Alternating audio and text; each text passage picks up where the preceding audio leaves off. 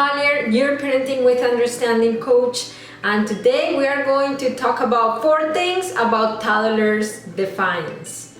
So you tell your child, stop running, no running, and it seems that your child is waiting for you to yell for him to comply with your instruction. Why is this? Give me a thumbs up if you've lived this before. And don't worry, because today you're going to find out why and how to approach it. The first thing that you need to know about your toddler's defiance, it is that you might see it as defiance many times, but most of the time it is not a defiance issue, it is a miscommunication issue. Let me explain to you. So your toddler's brain is not developed yet. It is developing, and he doesn't receive and process information the same way you do. So an example of this is that the word that they remember the most is usually the last word that they hear.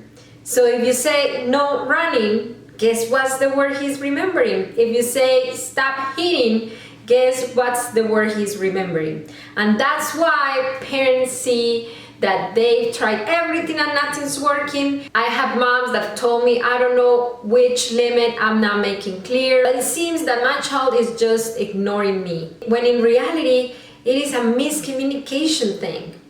When you parent your children with understanding, you know how to communicate those limits to your children in a way that they are able to understand, to grasp at their developmental stage.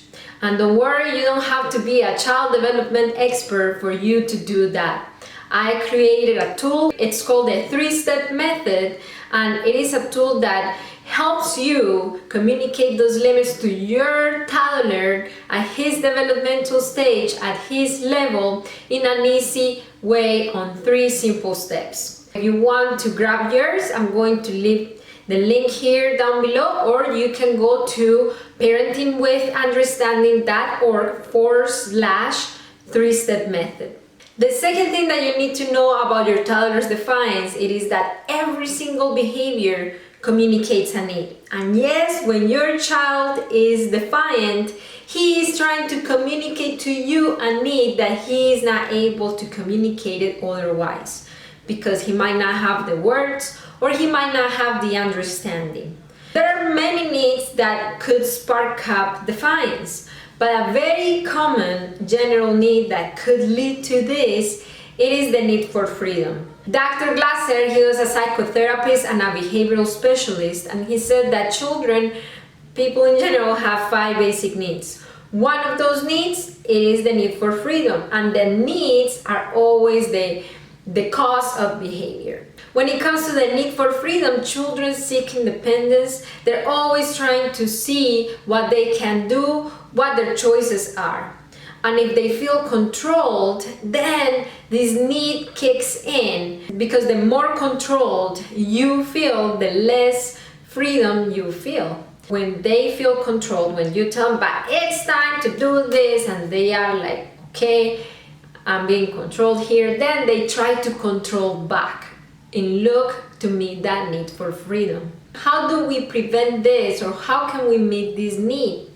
The best way to do this is that if they're looking for freedom, if they're looking for independence and control, to release power to them in a way that doesn't take authority away from us.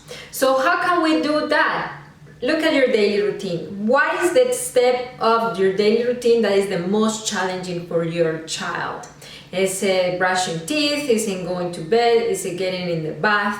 And then think, how can you empower your children, your child, with some kind of choice or freedom in a way that they feel it is their choice, especially to those things that you know need to be done, like brushing teeth. Have 2 choices of toothbrush instead of like saying, okay, it's time to brush your teeth right now. I can say, okay, let's go choose our toothbrush. That way I'm still able to complete their daily routine. I'm still in charge, but they're in control and they feel in control. That's the only way that you are going to have real success when it comes to defiance. If you keep going down the rabbit hole of I told you so because I said so, I'm your mom, you have to listen to me. That's just going to keep your child in that rabbit hole with you, and things are just going to get worse and worse.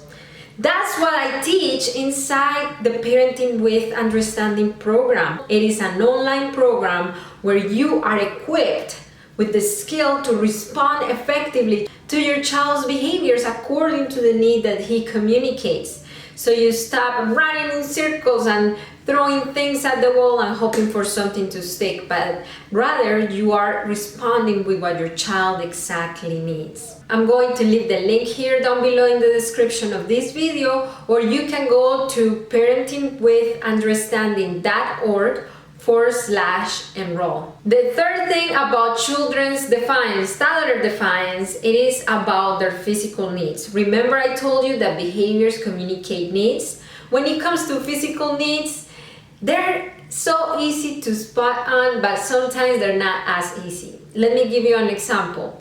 You might know when your child is hungry. You might even know when your child is tired. But what about when children have other physical needs that are not as easy to spot on? So I know that one of my children, one of my twins, he has sensory needs. That's a physical need that it isn't until I was conscientious and looking to help him with.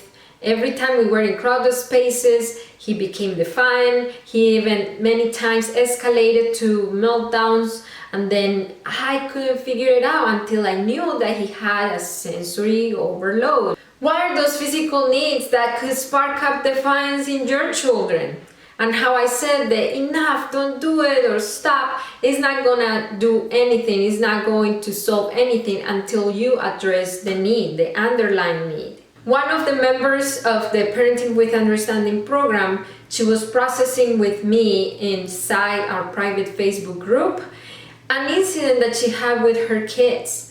And then she was saying that bedtime was really tough, that they were not going to sleep. After processing and unveiling the need, we found out that they were going through a growth spurt. When children go through growth spurts, not only their routine, their eating routine gets affected, but as well their sleeping routine many times. Not in every single case, but many times. Are you okay, Santi? What happened?